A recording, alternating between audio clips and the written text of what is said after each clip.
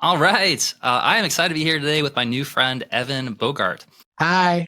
So, we were just joking backstage about how, every once in a while when I'm reading a bio, like I have to confirm if it's legit because, AI, it can hallucinate and it can come up with wild things. And some of the names that I was like, is this legit? And backstage I was connecting with one of his team members, Patrick, and he's like, oh yeah, no, that's Evan. So I'm super excited to connect with him today. So Evan, I've been hallucinating for 30 years, so it's perfect. It's just a very long LSD trip. Well, man, so a quick introduction for Evan. So Evan has contributed to the discovery of iconic artists like Eminem and Maroon 5. He's hit songs for Beyonce, Britney Spears, and Rihanna.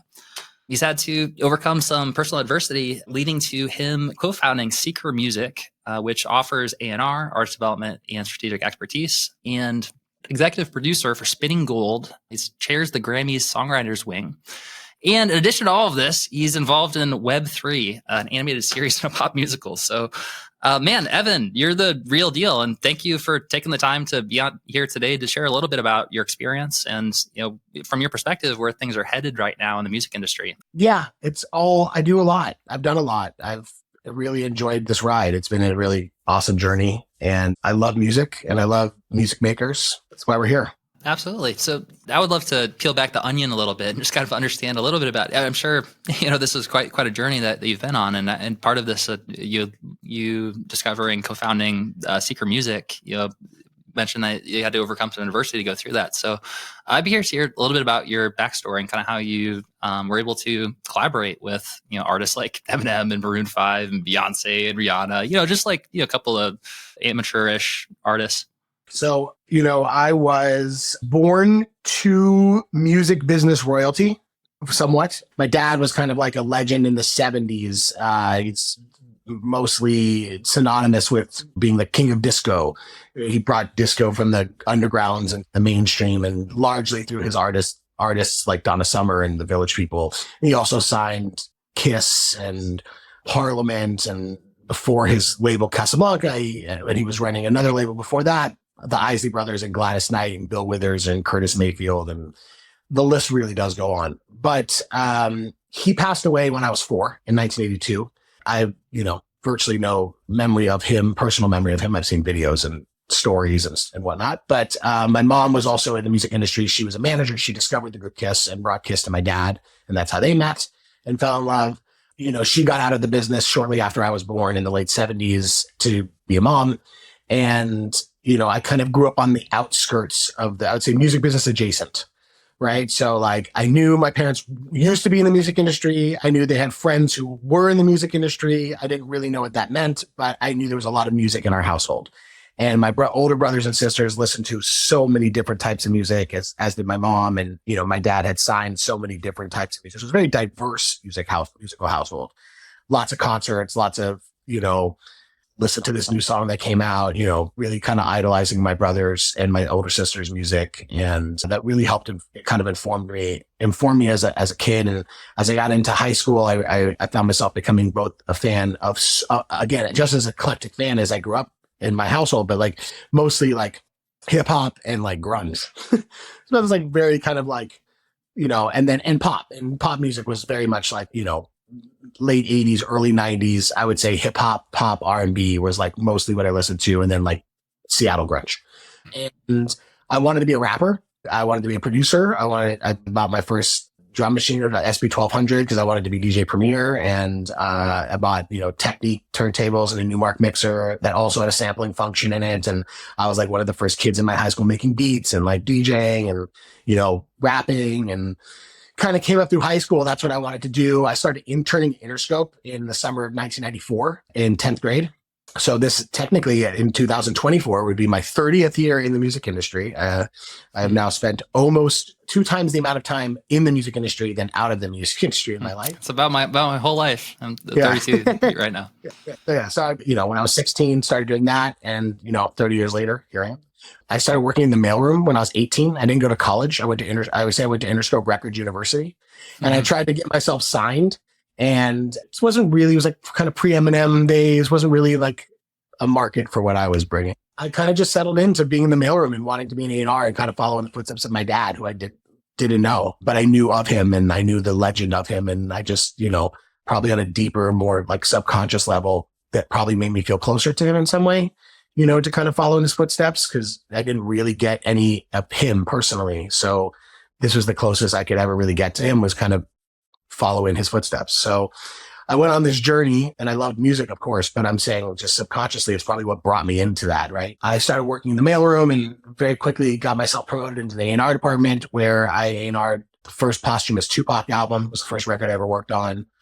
And then had this, one of the many moments of the universe doing its thing, which, had me playing hooky from working on the Tupac project and sneaking out of the studio to go to a freestyle contest in Inglewood and catching this, lightning in a bottle, most incredible rapper of all time in a freestyle battle like you would see in the movie 8 Mile. I approached him and got his demo and spent the next, 5 or 6 months working really hard to try to get people to listen to it at Interscope. And, and by chance, Dre happened to hear it, and that happened. And so I was at Interscope, working on those projects until close to the end of the 90s. Then I left to go into management. I wanted to become a manager and learn the management world. And I was still doing some A&R for Warner Records when the president of Interscope went to run Warner. He brought me over there to do some scouting for him and development.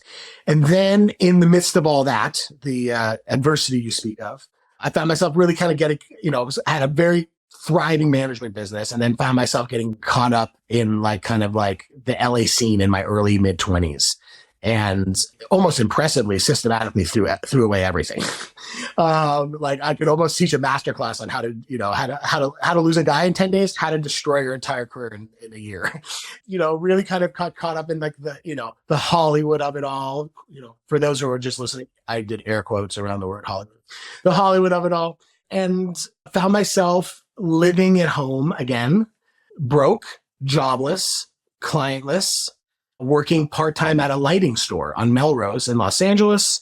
I wouldn't say every day, but frequent enough drinking and cocaine problem that one might think that was my job.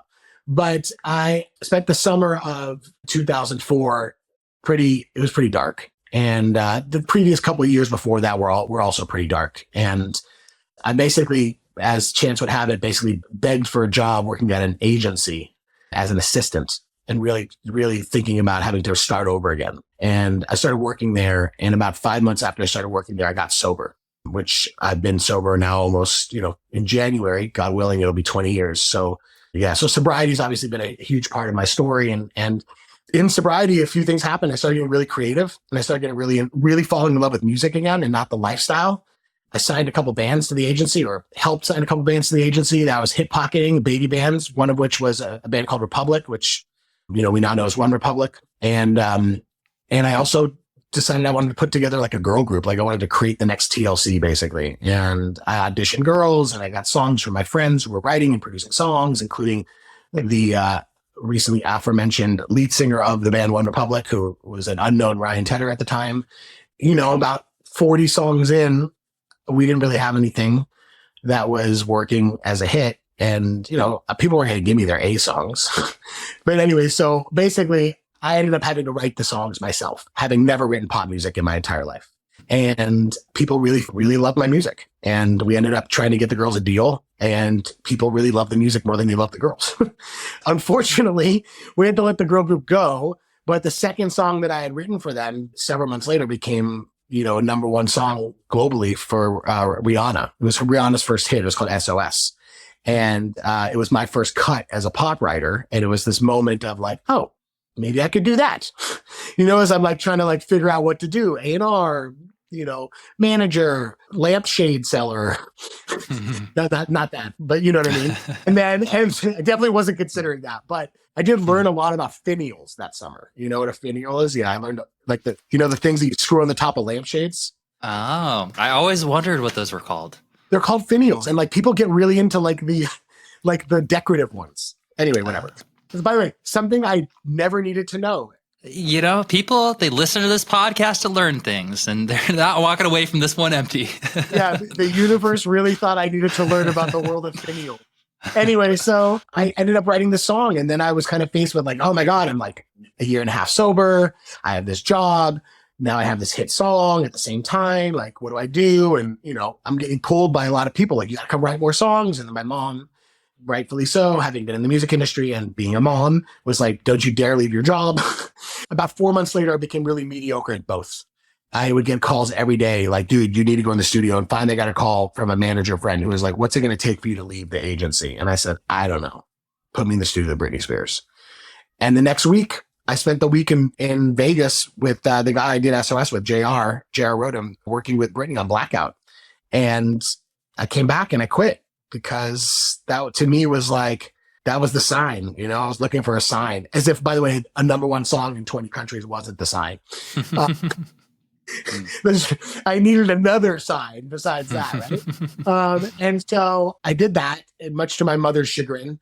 And yeah, I set off on this career as a writer. And then about 3 or 4 years into writing songs, then I had a bunch of success with JR. He signed Sean Kingston, Jason Derulo. We had a bunch of success together. And then Ryan, my friend from my band that I was working with at the agency, his career took off.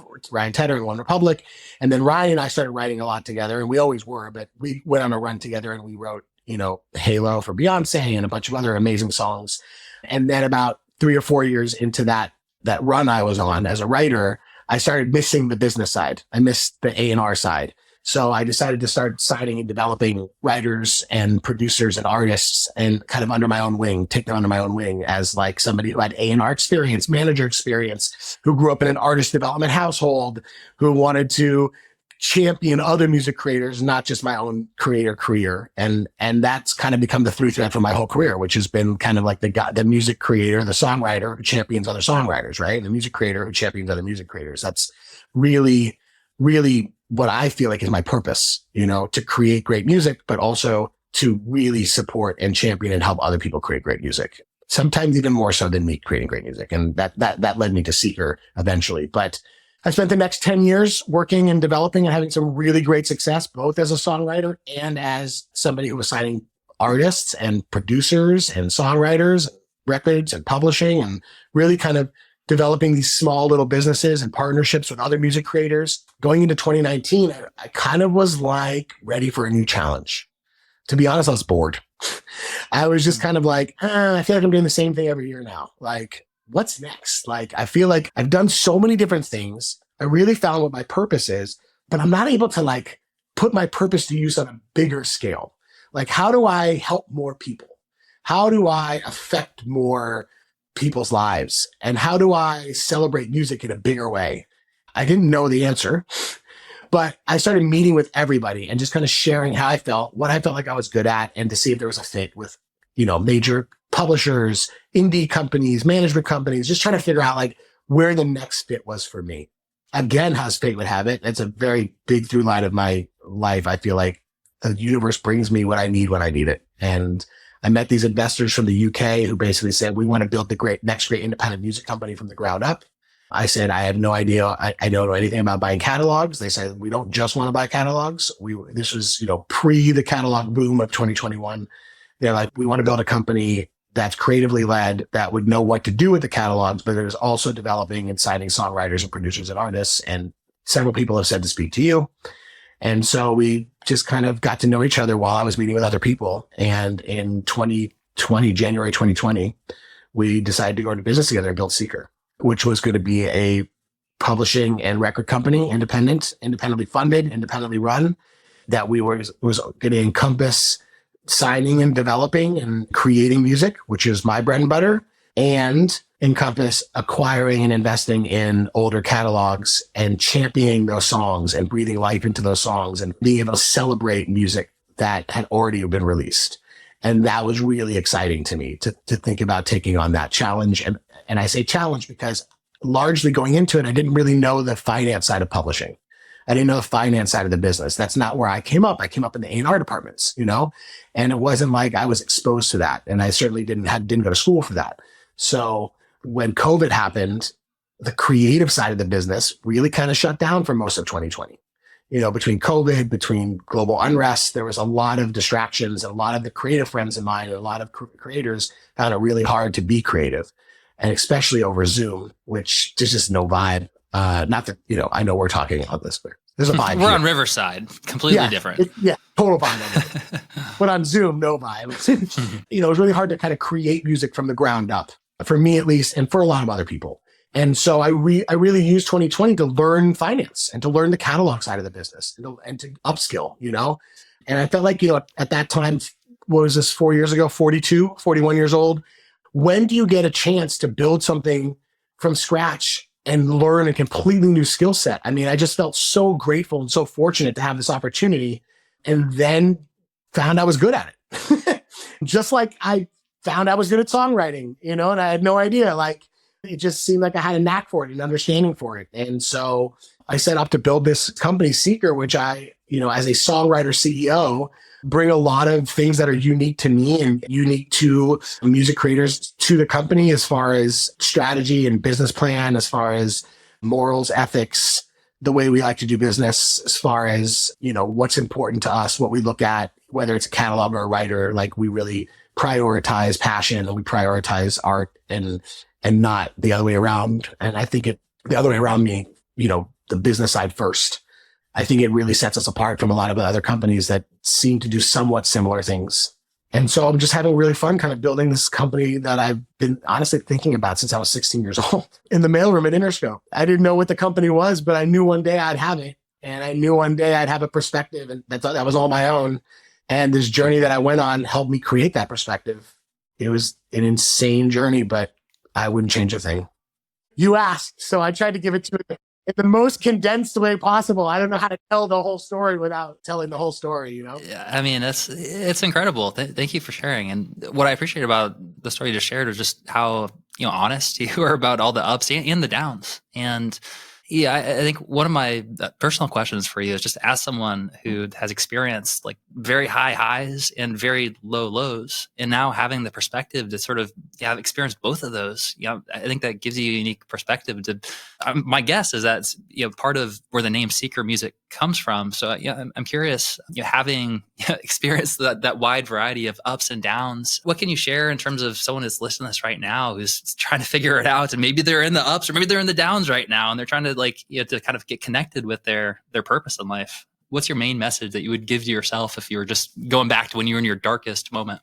There's a few things. First, I don't know if somebody else said this and I heard it from them, or maybe I made it up years ago. Somebody said the music industry where the lows are always too low and the highs are never high enough. I always thought that was like a really good, just kind of how it feels sometimes, right? Like, you're always chasing the next high, but like when it's low, it feels low. But we love music. It's kind of like, it's a curse, kind of. It's a blessing and a curse. But the one thing that I found myself really early on not doing, which I wish I had done earlier on, which I'm really good at doing now, is asking for help and finding people who are better than me at things and learning from them and having an exchange of knowledge and mentorship and things. I feel like really early on, I found myself getting into pitfall, making mistakes that were almost like unforced errors, because I had too much of like this bravado and ego of like, I gotta do it on my own, man. Like, I'm gonna make it, like I know what I'm doing. Like shut up.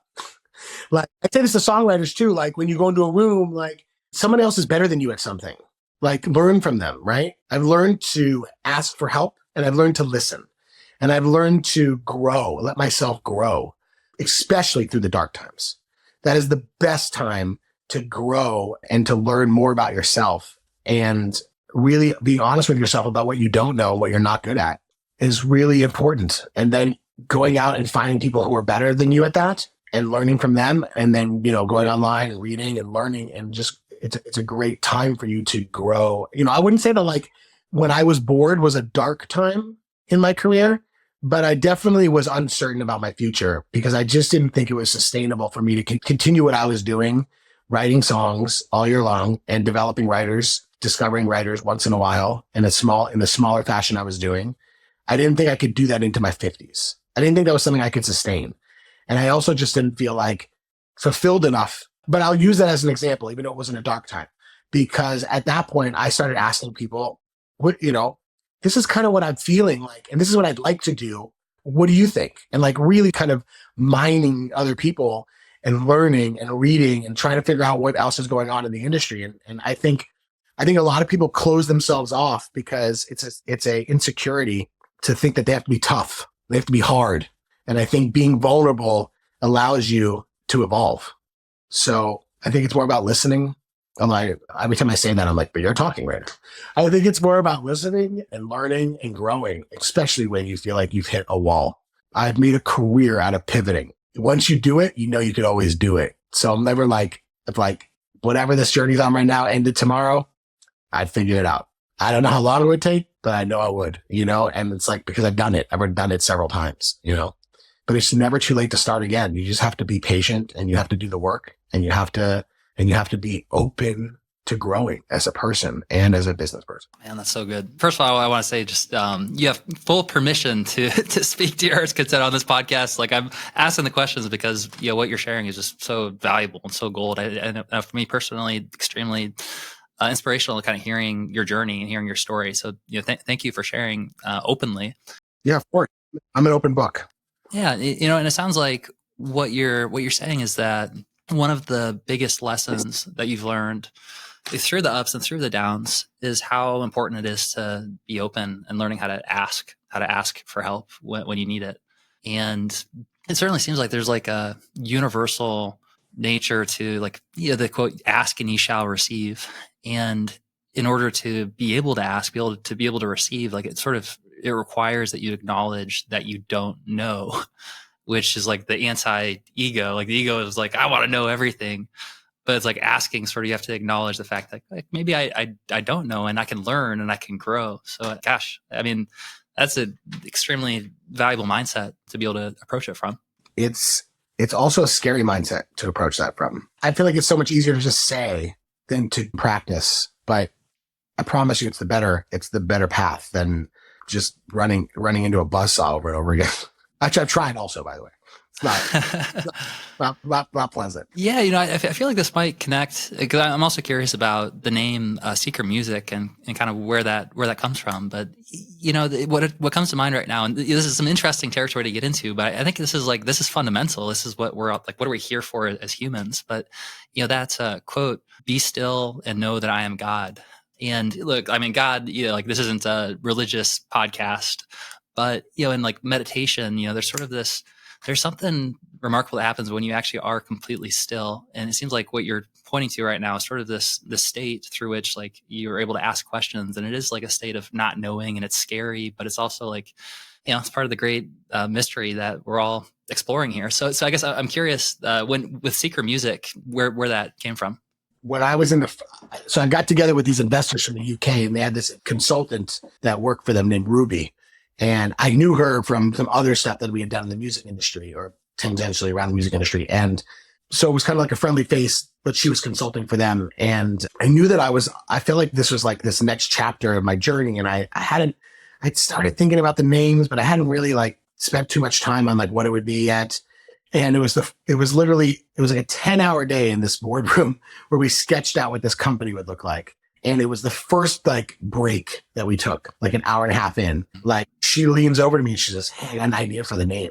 And I was like, oh my God. Because I'm like, she's going to tell me and I'm going to hate it. And then she's going to see that I hate it.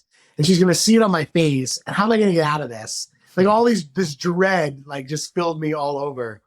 And then she was like, "What do you think of Seeker?" And I was like, instantly, I just was like, yeah, that's it. Like, everything, like this journey of like seeking what's next for me, truth seeker, this passion seeker, everything I wanted this company to be. Like I felt all of a sudden, I just saw like a guy with like a lantern in a cave, and he was just like, "Follow me." Like, I guess it could be Arnold Schwarzenegger saying, "Come with me if you want to live." But this was more of like an old man with like a lantern. Right. And it was kind of like, I felt like I was on this journey, like, and what I was seeking next. And this is it. Like, I feel like I could seek a better company for writers or for songs. I could help other people on their journeys. It just encompassed so much that I was feeling in one word. And it just hit me so hard when she said it. I was like, yeah, that's it. And then of course, like most corporate companies, you then hire somebody who then, does like a, marketing thing and a brand thing. And you come up with 100 other names and everybody looks at them. And then at the end of the day, we all came back to Seeker because it was so honest. It was so authentic to what we were trying to build, you know? Funny enough, though, I am also, I don't know if you can see over this shoulder here, a massive Harry Potter fan. Hey, the golden snitch. The golden snitch. Anyway, so of course, all of my friends were like, oh, you named it Seeker because of Harry Potter. I was like, no, but it doesn't hurt. It doesn't hurt, but has literally had nothing to do with it. But it was very funny because I love everything here in the wizarding world, but that's not why. But it just resonated with me at a much deeper level. The minute Ruby said it, I was like, yep, that's it. It's powerful.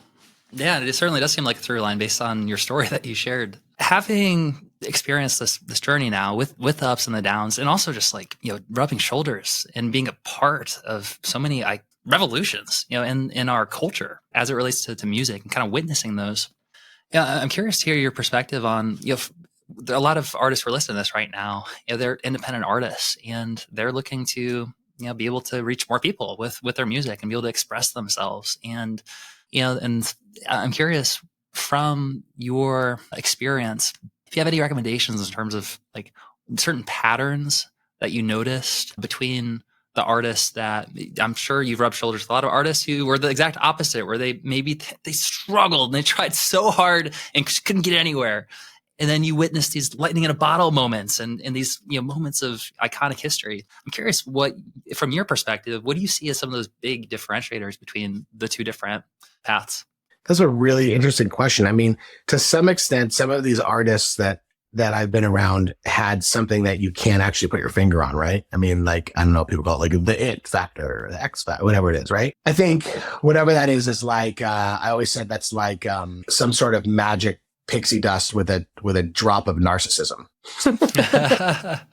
I think to some extent, if you don't have just I know like narcissism seemed to be a bad word, but to some extent, if you don't think that you should be on stage in front of millions of people and they should be listening to you and singing your words, like, how are you ever going to do that?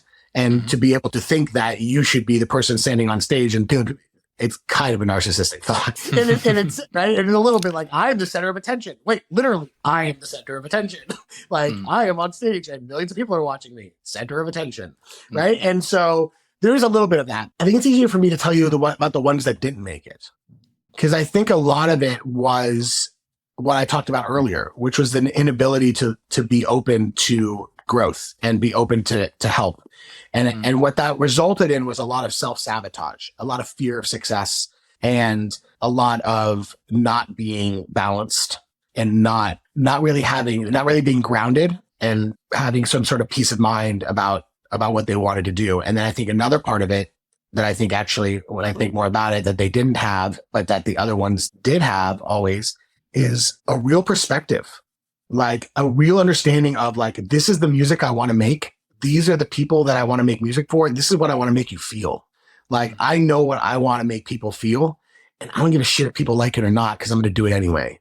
And I think, you know, whether it's, you know, Eminem, I mean, everything I just said is obviously what he, you know, I mean, nothing sounded like him ever before him, and he didn't give a shit. He literally had a song called I Just Don't Give a Fuck about that. And, you know, when I met him, that was his demo, you know, and we didn't talk about him, but, you know, even my relationship with Karis Flowers as they became Maroon 5 and created this kind of like live band Stevie Wonder-esque influenced, rhythmic radio influenced pop band sound, that when they were doing it, like the bands that were on the radio were like Korn and Limp Bizkit. Like, they couldn't be more different. I mean, when we tried to get them signed, every label passed on Maroon 5.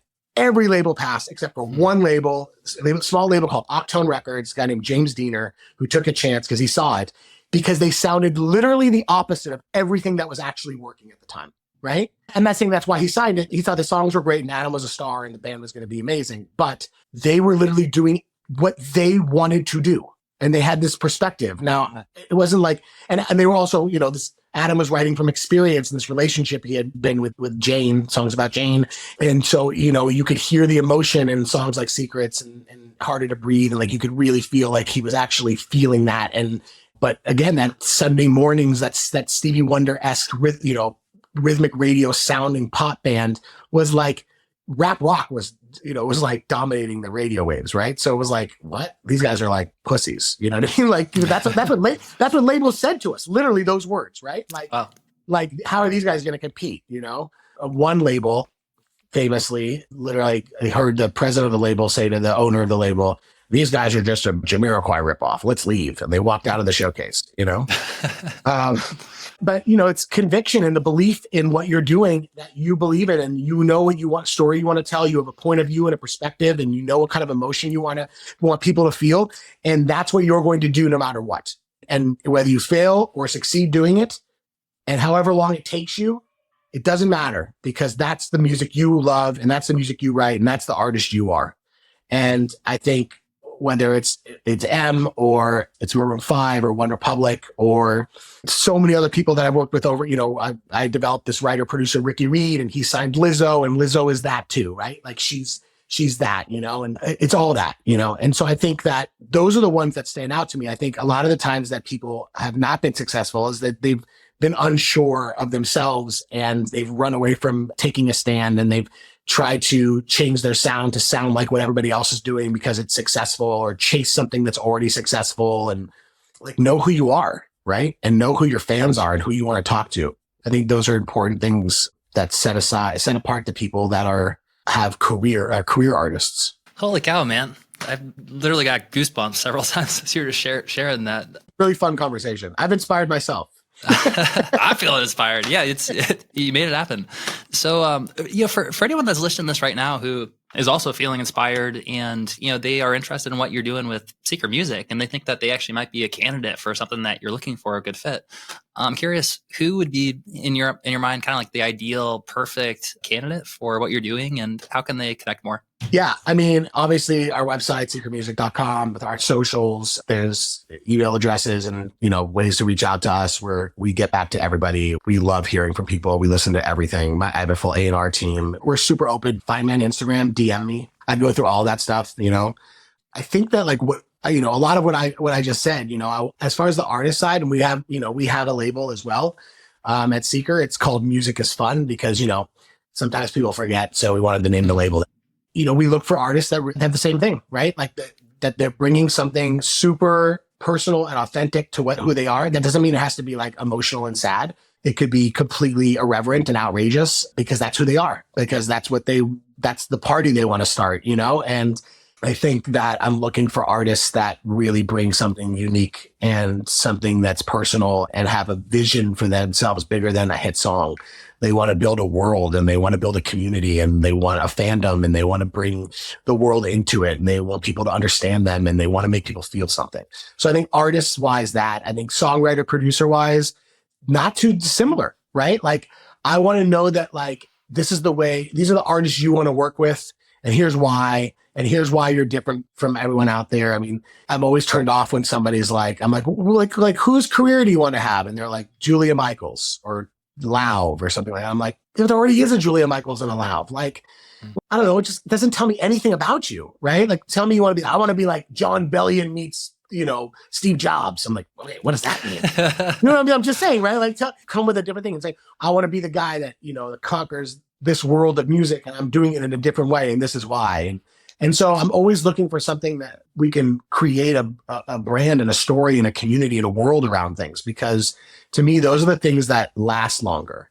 Having a hit song is great, but it's a hit song until the next hit song. It's more than that. It can't just be one. It can't, well, if I have 5 hit songs, yeah, okay, cool. I get that. Mm-hmm. But like most people don't have 5 hit songs, right? And I think that going on a run is great, but then those runs become really hard when they stop, and that's when the lows become too low, right? But I think that really trying to get who you are as a writer, what you bring to the room, what your strengths are, and when you know that, then you know who to be in the room with, because you know you don't do well, and you're open to that, and you're vulnerable, and you're open to growing and learning from other people and saying, I don't do this well. I need to be in the room with someone who does this well for me to be the best version of myself. So songwriters and producers who have a good understanding of that, artists who have a really good understanding of themselves. I guess if people are listening and they're like successful artists and they want to sell their catalog. I don't know. I prioritize amazing songwriting and passion over everything. Like if I love it, then I'm interested. If I don't love it, I'm just not. And that's led us to doing deals with people like Christopher Cross and the Go-Go's and Mark Morrison and Mozella, who wrote Wrecking Ball, and John Bellion and a whole slew of incredible Jay Sean we just did, and just incredible artists, writers, producers from many different decades. But, they all have these great songs and they all have these great songwriting chops. And like, I feel like I could put my name on it and feel proud about it, So I feel like it's a lot, but it makes me feel really excited about what we're doing. So got a lot to be excited about. Thanks. Well, Evan, man, thanks again for taking the time. And like always, we'll put all the links in the show notes for easy access, and look forward to talking again soon. Thanks, Michael. Really appreciate it. Thanks for having me.